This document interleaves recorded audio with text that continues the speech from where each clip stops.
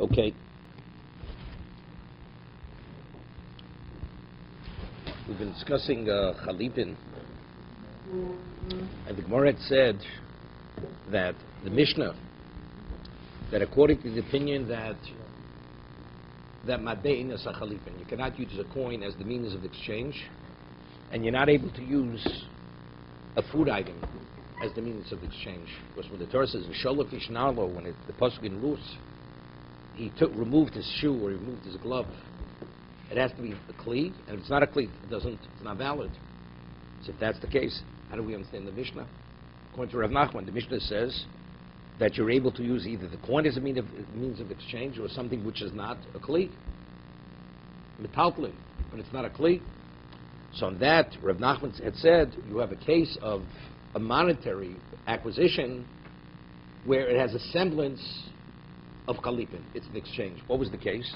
The case was interesting because we'll discuss it right now, that Ruvain purchased an ox from Shimon.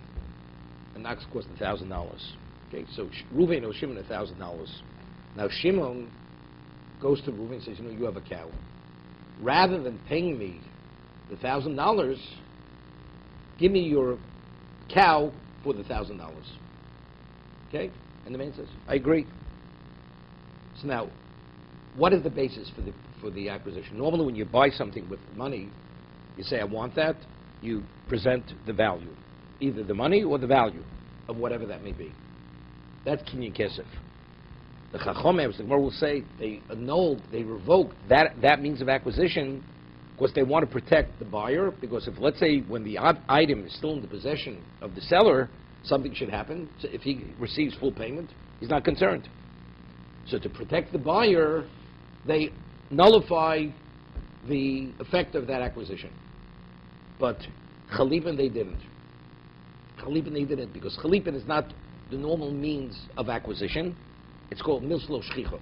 It's not the common type of way to purchase something. Therefore, and this kinyan mamon here, so how's the person who originally owned the ox, how's he purchasing the cow? With the money that's owed to him for the ox. So it's an exchange. The money you owe me, rather than paying me, give me the cow in its place. Wait. So we ask the question, but for kinyan kesef, you have to have an exchange? This is like mekadosh b'milveh. There's no difference whether you marry a woman with a debt or you purchase something with a debt. It's not a valid purchase. Because kesef means you have to give something of value. So the Rishonim explain, just as by a woman, although mekadosh b'milveh is ein b'kodeshes, but hanos mechilas milveh. But if you would say, I marry you with the value of waiving the debt, which is minimally a shev pruti, she's married, identical here, the buyer says, I'm purchasing it with the benefit you have for me waiving the debt, the $1,000 you owe me. That's how he's acquiring the cow. That's kinyan kesef. But since this kinyan kesef, as we'll see in a moment, is not a usual kinyan kesef and it has a semblance of Chalipin, because you're exchanging the debt for the cow, therefore it's effective. That's how Rav Nachman learns the Mishnah. Let's read it inside.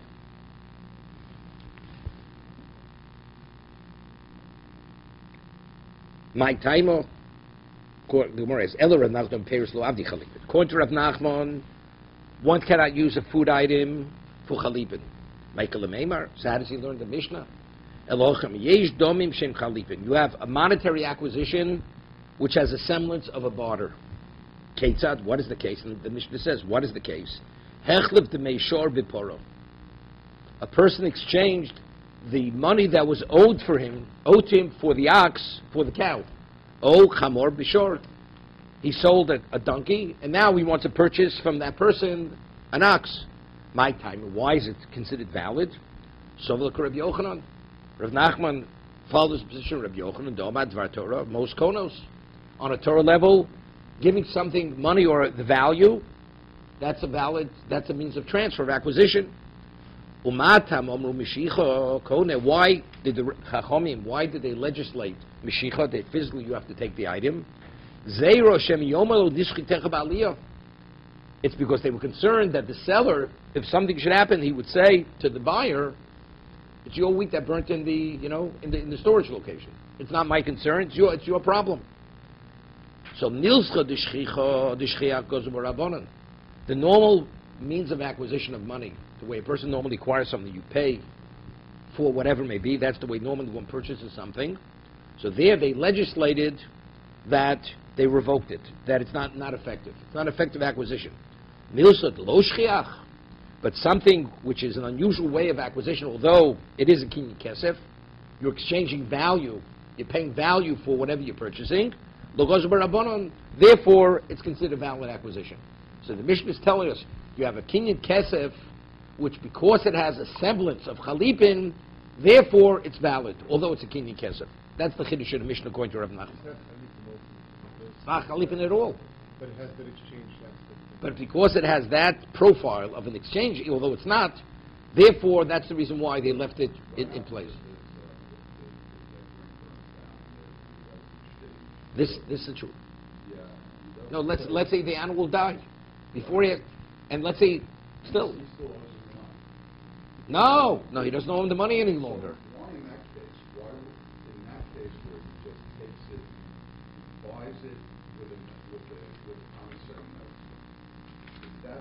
That's a Kinyan kesef. And that would be nullified. That will not be no. When I give you. Only when it's 100% When he owed him, and now he says, "What you owe me, exchange for the item I want to buy." That means it's the money that. Now what is he doing? Is he leaving the cow there now? No, the cow is in the possession of the seller. And he's leaving it there. Well, he hasn't yet taken possession. He hasn't yet taken possession of it. So although he hasn't taken physical possession, but he's acquired it. Okay. What about by chalipin? Let's say you do a barter, and something should happen to the item after you barter. The buyer loses. Because that's classified as milshul shchiach. Because since bartering is not the normal way a person normally acquires something, it's less common than a monetary acquisition. They left it in place. So therefore, the moment you do the barter, something should happen. The buyer takes the loss. The buyer takes the loss. So here also, although it's kinyan kesef, which normally the buyer doesn't take the loss, because this is an unusual case of kesef, because it has the profile of chalipin, therefore here the buyer will take the loss. They didn't revoke it.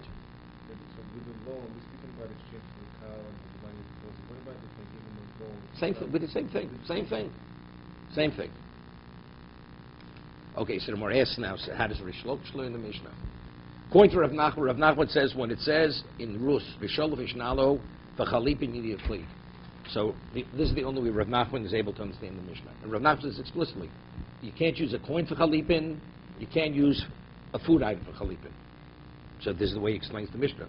Now the question, will the Rish Lakish Mashiachim Fereshus in that Torah? According to Rish Lakish, that he says no, Mashiach is a Torah acquisition. He argues with Rabbi Yochanan. So Hanicha Yisov V'lo Rav Sheshes. So it would be very good if he follows Rav Shesh's position. When the pasuk says nal is not specifically a vessel. It doesn't mean a shum. Love means anything of value, even peiros. So Matoris look Rav Sheshes. How would he learn the Mishnah? He would learn the Mishnah like Rav Sheshes would learn the Mishnah. Correct? That if he gave something which normally is purchased, which means exchanged, although it's not a kli, metaltlin, peiros, it's valid. Elishavah Rav Nachman. But if Rish Lakish concurs with Rav Nachman, don't make peiros lo abdi chalipin. But if you follow Rav Nachman's position that peiros cannot be used for chalipin, umad be'elu koni, my mukilo. So how does he understand the Mishnah? How does he interpret the Mishnah? Rish Lakish.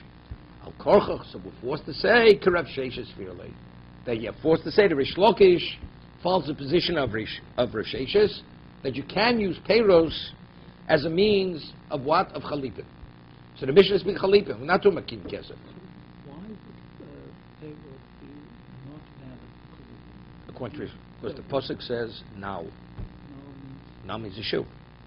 It's something very succinct, something which has specific, and it has a function. Because the way they explain, what about it? The Mishnah says you have a donkey or an ox. Although it's a living creature, but it also has a function. It's a beast of burden, and you're able to plow with it. So we can liken an ox to a shoe. To a shoe, correct. But not fruit to But a fruit, right? Because its value is just for the moment, doesn't go beyond the moment, right? For consumption. The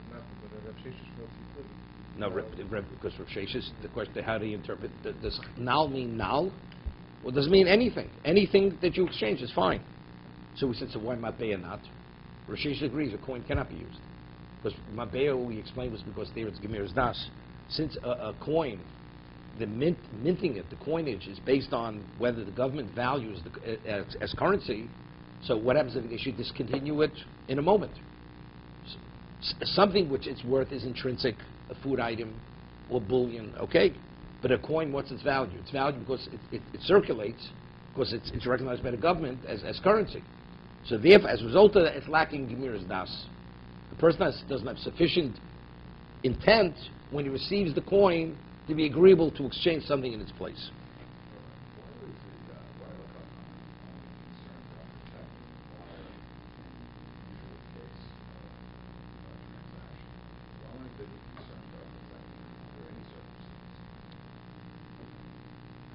I mean, even the unusual circumstances, because they don't legislate. Whenever we find, like the Gemara says in Be'ah, that you're not permitted to blow shofar on Rosh Hashanah falls out on Shabbos. A person may transport the shofar. So what about this case? The Chachamim are not going to legislate laws for something which is not a common situation. Right? The whole idea is to protect the Torah, or protect the Jews. Something which repeats itself, which is prevalent, for that we create fences, we legislate rabbinic laws. Something which happens once in a while, for that they're not going to legislate, or they leave the Torah law in place. Firstly, it's a chiddush according to Rav Nachman. You know why? The Chachamim say, Kinyan Kesef, we nullify it, we revoke it. They don't have to legislate a new law regarding something which has a semblance of chalipin. You understand? If I'm speaking A and B. B has no relevance to A. And B is remote. It's not prevalent. We're not going to legislate something separate for B, for the B case. But here, according to Rav Nachman, what is the case in the Mishnah? Kinyan Kesef. It is a Kinyan Kesef. He's exchanging a debt, what? To purchase something with the value of the debt. So then, that could be included in the original legislation that we revoke monetary acquisition. We don't have to legislate something separate, right? But yet the Gemara says it's a dochik. It's really, according to Rav Nachman has no choice but to say what he says, because according to Rav Nachman, there's no other way to understand the Mishnah. That when they legislated this, it was very specific to the prevalent case, not to the case which is not prevalent. Meaning, the Chachamim want to, in the worst way, to leave the Torah law intact, rather than tampering with it if they don't have to. And since this is not the usual case, they leave it intact. What would the rationale be? What would the rationale be? Okay, once discussed. You know, we find in the Gemara Chasuri Messer, a Mishnah stated, and the Mishnah doesn't read well. So the Gemara says something's been deleted from the Mishnah, right? The Gemara says, and this is how the Mishnah has to be read. So the way it's explained, what is Chasuri Messer? It doesn't mean to say that the Mishnah is not being quoted correctly. Rabbi Yudah Nosi committed Torah Shabbat Peh to writing. Why? Because people began to forget. So when he wrote it, before he, and what's it based upon? Eis Lashem Hefur Torah Secho. Whenever I say this pasuk, Eis Lashem, something resonates in Mr. Glick's mind. Something Mr. Mendelovich said, right? 100%. Eis Lashem Hefur Torah Secho. There is a time you have to do for God where Torah Chas v'Shalom is being nullified. So if Jews forget Torah, begin forgetting, because everything's committed to memory, there's no religion, there's nothing. So he committed it to writing. To what degree did he commit it to writing? Did he fully flesh it out? Or he left things deleted where you still have to remind your memory? So it says Chasuri Mechsor, it doesn't mean say it's not being quoted correctly, or the person who's saying it over had left something out. No. Rabbi Yudah Nosi committed it to writing, he intentionally did not fully record Ta'alocha, but because he still wants it to retain a semblance of Torah Shabbat Peh. It's not deleted. It's not deleted. Intentionally And that's the way it's explained. Same thing over here. The Torah says Kinyan Kesef is effective. Right. But we have to revoke it because otherwise the buyer will always be hurt. Okay, let me ask you a question. There's a concept of Marasayan, right? And Chazal legislated many laws because it appears you shouldn't be suspect that you're violating the Torah. But there's a law that said you have a Torah obligation to give your fellow Jew the benefit of the doubt. You understand the two things. You have an obligation, but we have Chazal deal with reality. Reality people, they don't give people the benefit of the doubt. So if a person is suspect, he's doing the wrong thing, it's a problem. So because of that, they have to legislate things because of Marasayan. Same thing over here. What do you mean? If you have a chiyuv, if you have an obligation, a lost article, you're supposed to return to your fellow. Here, where you have your fellow's thing in your possession, and here it's going to be destroyed, you're going to let it burn? The answer is yes. Person's not going to inconvenience himself to save somebody else's property once he's secure financially. So therefore, to protect the buyer, they have to revoke the kinyan kesef. But if we're able to leave it intact to a degree, that there should be a zecher, for instance, the Gemara says in Choros, chalav, zman hazeh, chalav, tithing bread is rabbinical. Why? Because if we wouldn't tithe bread, people forget that the whole concept is a mitzvah of chalav. So it's only rabbinical. So you see, we want people to be in touch with what the Torah laws. And to legislate rabbinic laws to maintain the Torah law. So the same thing over here. Therefore, it's not a problem. Can I just ask you about Khalid bin Iran? If I understand it, money doesn't work for Khalid because the government can devalue? In every kinyan, every transaction, you have to have intent. I gave you the example of a man marries a woman with a loan document. So according to one opinion of the Gemara in second parak, it's not a valid marriage. Why? Because if the lender would waive the debt, the paper is worth nothing. What's the probability? He may not. But it's lacking in her trust when she received that she's willing to give herself in marriage, because that possibility is possible. Similarly here, when a person receives a coin, since the government can discontinue it, therefore he doesn't have sufficient intent to be agreeable to accept this to exchange what he has. Okay. So here's my question. We learn from Avraham Avinu the concept of using money. No, we don't. That's a question we asked. That's by karka. No, I know that. No. We don't. We're not even by karka. We learn from Rabbi Avinu when the Torah says ki yikach means kesef. That was a question. The Gemara says that Tosas asked that question. The Gemara quotes a posuk from Novi regarding acquisition of property that it's money. Well, let me just ask my question. Maybe I'm missing something. In that time when Abraham took kesef, it says he weighed it. He weighed it, or he counted it out. In those days, kesef was like bullion. It wasn't what we have today. No. It wasn't. He gave Abraham. No, it was newly minted coins. But coin over time gets worn down. Yes. Ephraim wanted full value. He didn't want just a minted coin. He wanted to make sure that what it was imprinted there, it weighed what it was meant to be. So he had to weigh it for Ephraim, otherwise he wasn't willing to release the property. Marsa Machpelah. So it wasn't bullion. It wasn't bullion, no. You could do a kinyan with bullion? Definitely. That would be payros. payros. Bullion is payros. That's like giving a piece of meat. Because there it's intrinsic, its value is it's the weight of the bullion. Is the intrinsic value. Other things that wouldn't work for a kinyan.